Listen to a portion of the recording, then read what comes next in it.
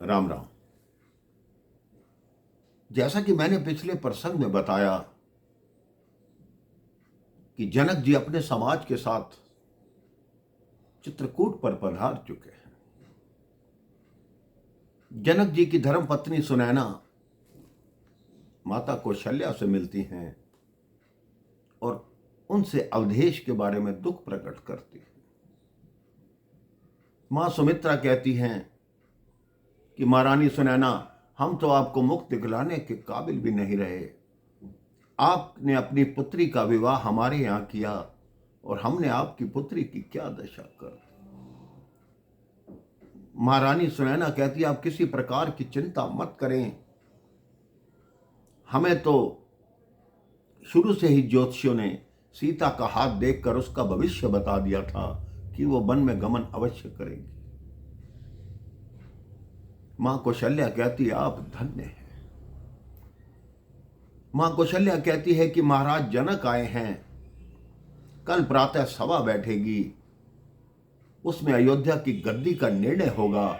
मेरा निवेदन केवल इतना है महारानी, महाराज जनक से कहना कि वो ऐसा करें जिससे मेरे भरत का मन ना दुखे। मां सुनैना उनके चरणों में प्रणाम करती है कि धन्य है आप मां।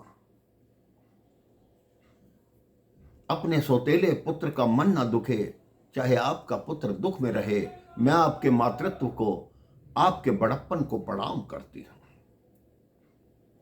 अगले दिन प्रातः सभा आरंभ हुई। मेरे भाई बहन, महाराज जनक गद्दी पर बैठे और उनसे कहा गया कि आप निर्णय करें कि अयोध्या की गद्दी भरत को मिले या राम जी को मिले।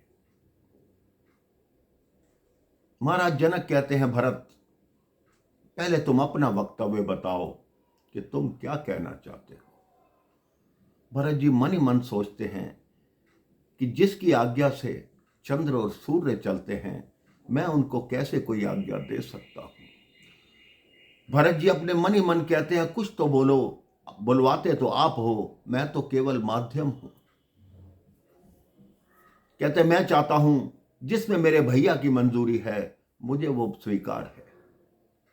राम जी कहते हैं, जो भरत कहेगा मुझे वो स्वीकार है, लेकिन मेरा इतना ही कहना है कि हम दोनों पिता के वचनों का पालन करें। जिन वचनों के लिए मेरे पिता ने प्राण दे दिए, उन वचनों का पालन करना हमारा धर्म है।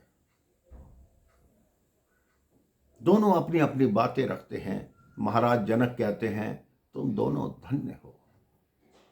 मैं पहली बार देख रहा हूं कि अयोध्या की गद्दी को ना एक भाई लेना चाहता है, ना दूसरा भाई लेना चाहता है।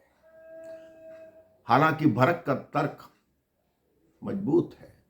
वो नहीं चाहता कि वो गद्दी पर बैठे, वो अपनी गद्दी राम जी को देना चाहता है। लेकिन राम जी भी अपनी बात पर अडिग हैं।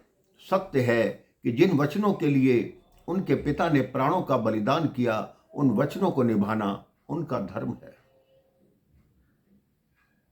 तो भरत कहते हैं, अब निर्णय की क्या आवश्यकता है।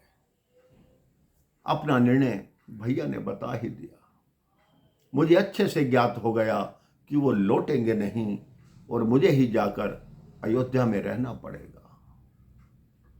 भरत जी इस बात को स्वीकार करते हैं और राम जी से आज्ञा मांगते हैं कि यदि आप आदेश दें तो मैं इस कामदगिरी पर्वत की परिक्रमा करना चाहता हूं, जिस पर इतने संतों का निवास है, जिस पर आपका निवास है, उसकी परिक्रमा करना चाहता हूं। राम जी ने स्वीकृति दे दी। फिर भरत जी बोले, हम आपके राज्याभिषेक के लिए ये राज्य सामग्री लाए थे, इतने तीर्थों का जल लाए थे, अब इसका क्या किया जाए। राम जी ने कहा, इसका समाधान ऋषि अत्रि दे सकते हैं। ऋषि अत्रि ने कहा, ये सब तीर्थों का जल एक कूप में डालो, ये सारी राज सामग्री एक कूप में डालो। उस कूप का नाम आज भी मेरे भाई बहन भरत कूप के नाम से विख्यात है, जिसमें सारे तीर्थों का जल है। आज भी लोग चित्रकूट जाते हैं, भरत कूप के दर्शन करते हैं, वहां के जल में स्नान करते हैं, उस जल को ग्रहण करते हैं और अपना जीवन धन्य बनाते हैं।